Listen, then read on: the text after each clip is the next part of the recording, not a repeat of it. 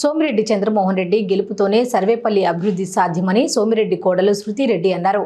పొదలకూరు పంచాయతీ పరిధిలోని లింగంపల్లిలో ఆమె శనివారం ఎన్నికల ప్రచారం నిర్వహించారు. ఇంటింటికి తిరుగుతూ కరపత్రాలు అందజేస్తూ 6 గ్యారంటీలను వివరిస్తూ ఓటు వేయమని అభ్యర్థించారు. ఈ సందర్భంగా స్థానిక విలేకరులతో ఆమె మాట్లాడారు.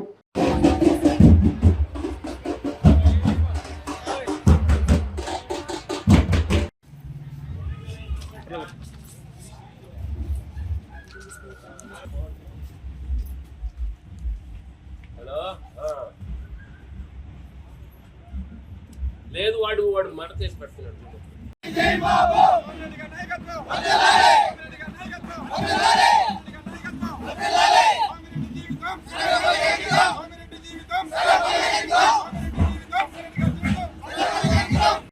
ఐదో రోజు ప్రచారము పొదలకూరులో లింగంపల్లి తోపులో తిరుగుతున్నాను. ఇక్కడ స్పందన అద్భుతంగా ఉంది. చాలా సంతోషంగా ఉంది. నన్ను ప్రేమగా ఆదరిస్తున్నారు అందరూ. ఇక్కడ నాకు చాలా సమస్యలు కనిపిస్తున్నాయి. చాలా మందికి ఇంటి సమస్యలు ఉన్నాయి. ఆ ఇంటి సమస్యలు కూడా చాలా మందిని ఇండ్లు కాలిపోయినా కూడా వాళ్లకు పరిహారం ఇవ్వలేదు ప్రభుత్వము. అది కాకుండా ఇంకా చాలా మంది గుడిసెల్లో ఉన్నారు. అది చాలా బాధాకరమైన విషయము. మన ప్రభుత్వం జగన్మోహన్ రెడ్డి గారు చేసిన అప్పుకు మన ప్రభుత్వానికి 12 లక్షల కోట్లు అప్పు చేశారు. కానీ ప్రజలకైతే ఇక్కడ ప్రజలకు ఒక్క నిమిషం ఇక్కడ ప్రజలకు చాలా ఇబ్బందులు ఉన్నాయి. దానివల్ల సో మన ప్రభుత్వం రాగానే ప్రతి ఒక్కరికి బాబు గారు 2 సెంట్ల స్థలం ఇచ్చి ఇల్లు కట్టిస్తారని హామీ ఇచ్చారు. ఎవరికి ఇబ్బంది లేకుండా మేము చూసుకునే బాధ్యత తీసుకుంటాము. ఇంకొక main issue drainage. Podalakuru town drainage అంతా పాపం పొలాల్లోకి డైరెక్ట్ చేశారు. లింగంపల్లి పొలాల్లోకి అసలుకు రైతులకి చాలా ఇబ్బందిగా ఉంది. పంట సరిగ్గా రాకుండా వాళ్ళు ఎవరికో బీడుకి ఇచ్చేసారు. సో చాలా ఇబ్బందులు పడుతున్నారు ప్రజలంతా ఇక్కడ. ఇంకొకటి కాకాన్ గోవర్ధన్ రెడ్డి గారు ఈయన మేనిఫెస్టో ఇది. దీంట్లో చిట్టేపల్లి లింగంపల్లి కాశీ విశ్వనాథ్ గుడికి 1.4 crores శాంక్షన్ అయింది అని చెప్పారు.